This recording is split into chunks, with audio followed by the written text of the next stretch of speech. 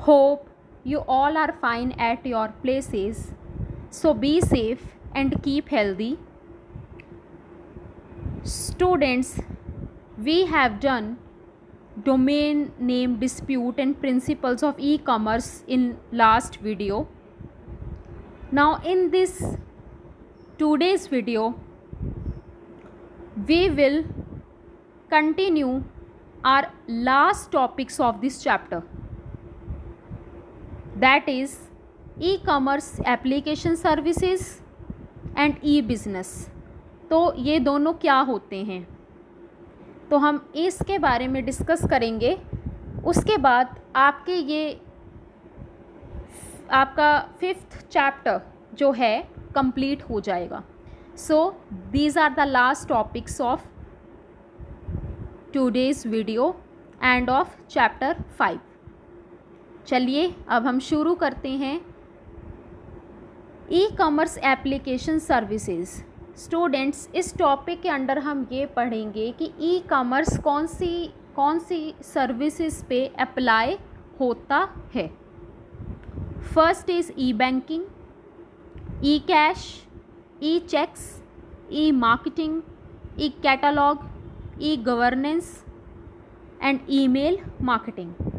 Students देखिए, अब सब में है ई. इसका मतलब electronic banking, electronic cash, electronic cheques, electronic marketing, electronic catalogue, electronic governance and email marketing, electronic mail marketing. First is e banking.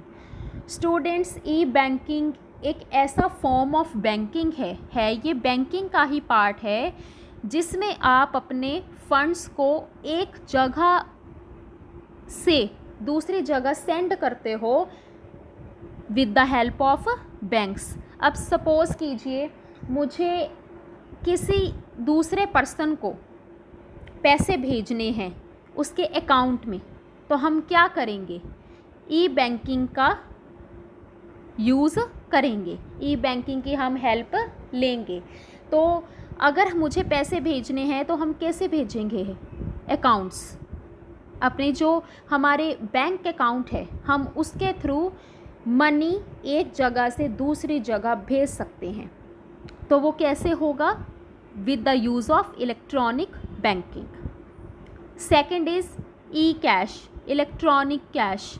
Students, electronic cash का भी यही मतलब है कि जब आप कैश को एक जगह से दूसरी जगह सेंड कर रहे हो तो वो क्या हुआ?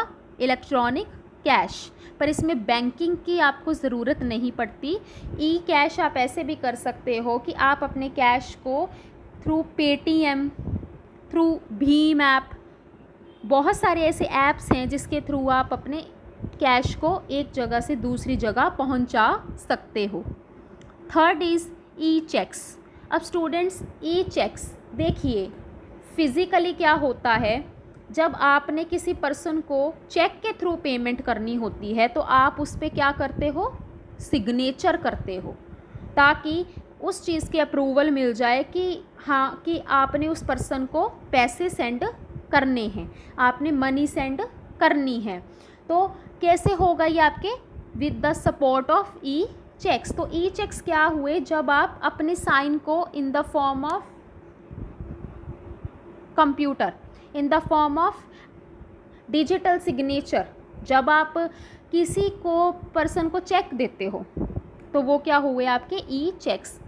फॉर एग्ज़ाम्पल हम लेते हैं कि जब आप अपने कंपटीशन का फॉर्म भरते हैं तो उसमें भी आपके क्या मांगे जाते हैं? सिग्नेचर मांगे जाते हैं. पर कैसे? In the form of digital. तो ऐसे ही अगर आपको किसी पर्सन को चेक के थ्रू पेमेंट करनी हो तो उसमें भी आपके क्या रिक्वायर्ड होंगे? Digital signature. तो वो क्या हुआ आपका? E cheques. Then next is e marketing. So students, जो ई मार्केटिंग है वो किसका पार्ट है? ई कॉमर्स का ही पार्ट है. तो जो ई मार्केटिंग आप ई कॉमर्स को ही कहेंगे क्योंकि इसके थ्रू आप बाइंग एंड सेलिंग कर रहे हैं ई कॉमर्स के through. Next is E catalogue. तो स्टूडेंट्स, कुछ ऐसे कैटलॉग्स भी हैं या कुछ ऐसे पैम्फलेट्स भी होते हैं कि जो आप इलेक्ट्रॉनिकली भी यूज़ कर सकते हो, आप इलेक्ट्रॉनिकली भी बनवा सकते हो, जैसे आपके ई सर्टिफिकेट्स भी बनते हैं। तो ऐसे बहुत सारे एग्जांपल्स हैं ई कैटालॉग के। Next is e governance. Students, e governance का मतलब है कि जब आपको गवर्नमेंट हेल्प कर रही है ऑनलाइन वे से। अब हमने पढ़ा भी था पहले, हम एक एग्ज़ाम्पल लेते हैं जो हमने पहले डिस्कस भी किया था कि सपोज़ करिए आपको कोई डॉक्यूमेंट बनवाना है, आपको स्मार्ट कार्ड्स बनवाने हैं, आपको आधार कार्ड बनवाना है, अपना बर्थ सर्टिफिकेट बनवाना है, पर आप कैसे आप आज की डेट में बनवा रहे हैं? इलेक्ट्रॉनिकली। तो जब गवर्नमेंट अपने सिटीजन्स के साथ ऑनलाइन लिंक में आती है तो उसे आप क्या कहेंगे? E governance. Last is email marketing. Students, email marketing का मतलब है कि जब मार्केटिंग कैसे हो रही है? Through emails. सपोज़ कीजिए कि किसी भी शॉपकीपर ने आपसे आपकी ईमेल आईडी मांगी, तो वो क्या करते हैं, जितने भी मार्केटिंग है के रिगार्डिंग एडवर्टाइजमेंट्स होती हैं वो आपके मेल्स पे आते ही जाती हैं, ताकि कस्टमर्स को पता लग सके कि आज कौन से प्रोडक्ट बेचा जा रहा है और वो कितने डिस्काउंट पे बेचा जा रहा है, उसकी क्या मार्केट प्राइस है। तो वो क्या हुआ? आपका ईमेल मार्केटिंग। तो आप इन सब में देख रहे हैं कि हर एक काम अब इलेक्ट्रॉनिकली कंडक्ट हो रहा है, चाहे वो बैंकिंग सिस्टम हो या चाहे आपको कैश ट्रांसफ़र करना हो, आपको किसी को पेमेंट करनी हो through the cheques. E commerce चल रहा है, ई कैटालॉग्स भी यूज़ हो रहे हैं, ई गवर्नेंस भी रन कर रहा है और ईमेल मार्केटिंग का भी प्रॉपर यूज़ हो रहा है। So we will move on the last topic of this chapter, e-business. Students, e-business क्या होता है? E-business is the application of entire spectrum of interaction between enterprise and their distributed employed trading partners and supplier and customers. So students, जो e-business है वो किसका part है? E-commerce का। तो इलेक्ट्रॉनिक बिजनेस को ही आप क्या कहेंगे? जो हमारा इलेक्ट्रॉनिक कॉमर्स चलता है, ठीक है। तो ये हैं आपके ई बिज़नेस। अब देखिए रीज़न्स क्या हैं ई बिज़नेस करने के लिए। आप क्यों करेंगे ई बिज़नेस कंडक्ट? एक बिज़नेसमैन आखिरकार क्यों करेगा? तो उसके पीछे कुछ रीज़न्स हैं। तो देखिए यहाँ कुछ रीज़न्स गिवन हैं। Establishing global presence. हर एक बिज़नेसमैन चाहता ही है कि उसका जो प्रोडक्ट है वो ग्लोबली बिके। इंडिया में तो बिके ही बिके, अपना वो बिज़नेस बाहर भी फॉरेन कंट्रीज़ में भी एस्टैब्लिश करने की पूरी कोशिश करते हैं, ताकि उनकी इनकम इंक्रीज़ हो जाए, उनकी सेल्स इंक्रीज़ हो जाए। Second is be a part of network, और वो इस नेटवर्क का पार्ट बनना चाहते हैं। Next is making business information available. वो अपने बिज़नेस के रिगार्डिंग इंफॉर्मेशन हर जगह बांटना चाहते हैं, हर जगह डिसेमिनेट करना चाहते हैं, ताकि कस्टमर्स को इन्फॉर्मेशन मिल सके। Next is serving customers effectively. Customers को सर्व करना भी उनका एक मोटिव होता है कि अपने कस्टमर्स को वो पूरी तरह से सेटिस्फाई करें। Next is releasing time sensitive information. Timely हर एक कस्टमर्स तक इन्फॉर्मेशन पहुंचाई जा सके, इन्फॉर्मेशन लैकिंग कहीं भी ना हो। Next is selling product.